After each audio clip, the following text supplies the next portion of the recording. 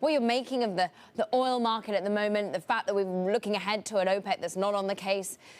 What are the dynamics for you? Yeah, so today's decision to not hold the meeting was interesting because I think there was a little bit of an undercurrent behind the market where we were looking at the data coming out of India just in terms of consumption dropping about 10 to 12% in May and looking like 20% maybe in June with the way the virus is tracking, and thinking, okay, are they still going to stay the course? OPEC has really enjoyed using the element of surprise as its tool of choice over the last 2 or 3 meetings. And there was this thought like, oh, maybe they surprise and say, we're not going to move ahead with our scheduled increases. So behind the scenes, there was kind of that thought in the back of most traders' minds. The fact that they decided to move forward with the output increases this month really gave, I think, people confidence in their way they're looking at demand and the way the rest of the world is tracking, and that the hiccup we're experiencing in India is a stall of the recovery, but not necessarily a change in the trajectory of where we end up. And you cited UBS saying that they think that there's going to be draws of 1.5 million barrels by the end of the year. That's very consensus at this point, that the market will be undersupplied and that we will take inventories back down to that 5-year average. So behind the scenes, I think this was actually, even though it was a nothing burger in terms of we're going to cancel it, it actually did have some nuance to it.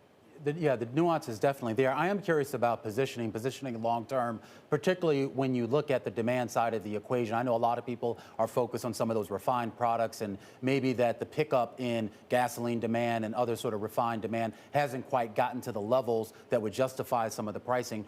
Where are people sort of positioned right now? So that's a great question, and the positioning reflects that exact concern. There's much more length in the WTI and Brent markets as opposed to gasoline markets.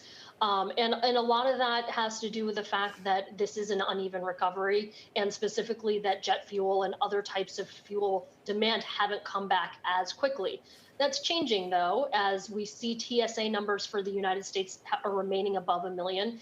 High frequency mobility data is starting to show driving numbers are picking up. But this, again, is very US, Europe, and China based. And we have that problem with the emerging markets really falling behind on the recovery. So those refined products, they bear the brunt of that lack of positioning. People are really using TI and Brent to play the upside. Talk about that unequal recovery, because it's interesting. UBS also had a note out this week really mentioning that as well, where they're highlighting demand in China is still about 10% lower than it was in the first quarter of 2019. So they're not even quite back to the levels that we saw pre-COVID. Are you seeing that as well? So that's an interesting data point. I see mixed data on that, and most of the reports that I'm looking at, or the numbers that I'm seeing, have China data almost back to that 2019 level. So a lot of analysts do see that it has retraced most of it.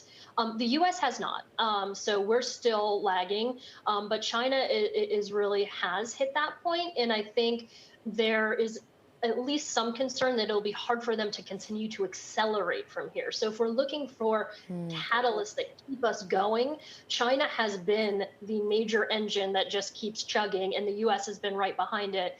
And if the momentum and the rate of change, which I know you guys like to talk about, although talk about it in terms of yields, but if the rate of change starts to slow down, as we bring back additional supply from OPEC and the US producers kind of come back a little bit, do we continue to see the type of sustained momentum higher in the commodity? And I think that's why most people think we chop around here, as you heard the BP CEO say, from 60 to 70. OPEC's kind of taken out that downside, but there are limiting factors on the upside as well.